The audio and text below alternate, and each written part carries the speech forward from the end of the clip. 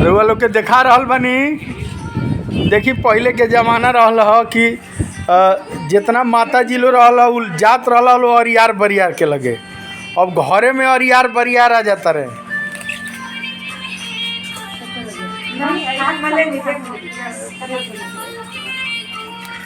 एक बार नैमी साधन के निवासी ऋषियों ने सरकार के सम्राट सूर्य से पूछा, हे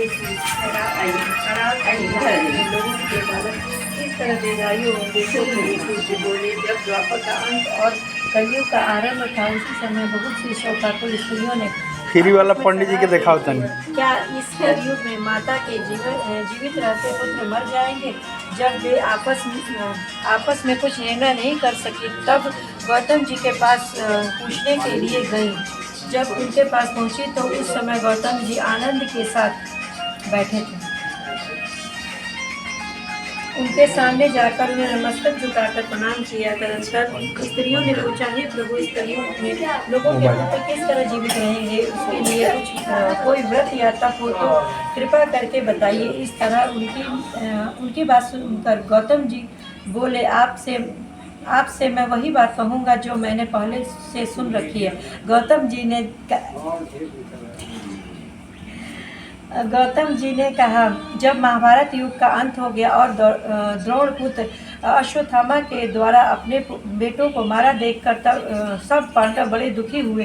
तो पुत्र के शोक से व्याकुल होकर द्रौपदी अपने सखियों के साथ ब्राह्मण श्रेष्ठ धौम्य के पास गई और उसने धौम्य से कहा, हे विप्रेंद्र, कौन सा उपाय करने से बच्चे दीर्घायु हो सकते हैं? कृपा करके ठीक ठीक कहिए। धौम्य बोले, सतयुग में सत्य वचन बोलने वाला, सत्य आचरण करने वाला, समदर्शी जीमूत वाहन नामक एक राजा था। एक बार वह अपनी स्त्री के साथ अपने ससुराल गया और वहीं रहने लगा। एक दिन आधी रात के समय पुत्र के शोक से व्याकुल कोई स्त्री रोने लगी, क्योंकि वह अपने बेटे के दर्शन से निराश हो चुकी थी। उसका पुत्र मर चुका था। वह रोती हुई कहती थी, हाय मुझ बूढ़ी माता के सामने मेरा बेटा मरा जा रहा है। उसका रुदन सुनकर राजा जीमूत वाहन का तो मानो हृदय विदीर्ण हो गया। वह तत्काल उस स्त्री के पास गया और उससे पूछा, तुम्हारा बेटा कैसे मरा है? बूढ़ी ने कहा, वरुण प्रतिदिन आकर गांव के लड़कों को खा जाता है।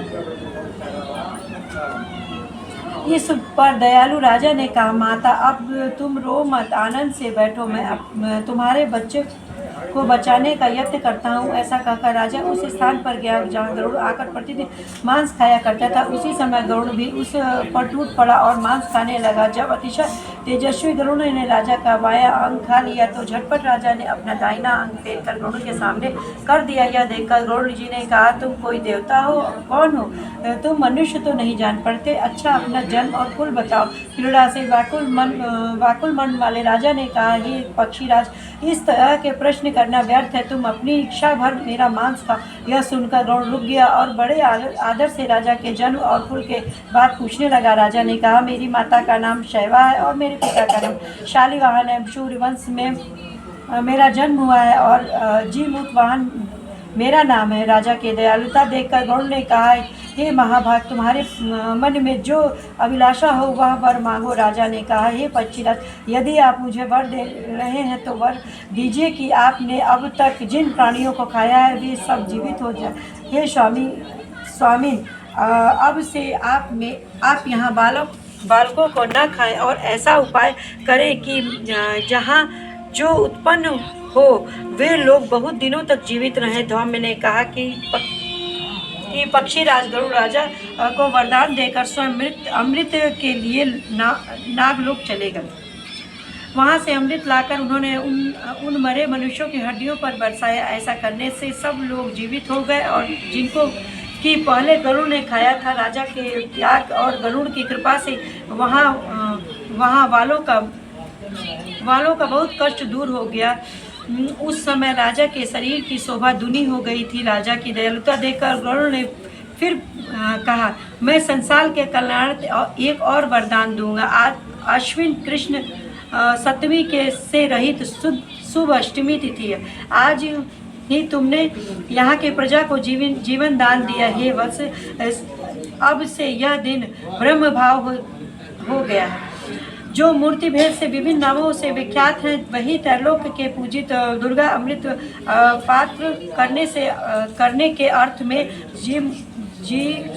जीवित पुत्रिका कहलाती है। सो इस तिथि को जो स्त्रियां उस जीवित पुत्रिका की और कुश की आकृति बनाकर तुम्हारी पूजा करेंगी तो दिन प्रतिदिन उनका सौभाग्य बढ़ेगा और वंश की भी बढ़ती होती रहेगी।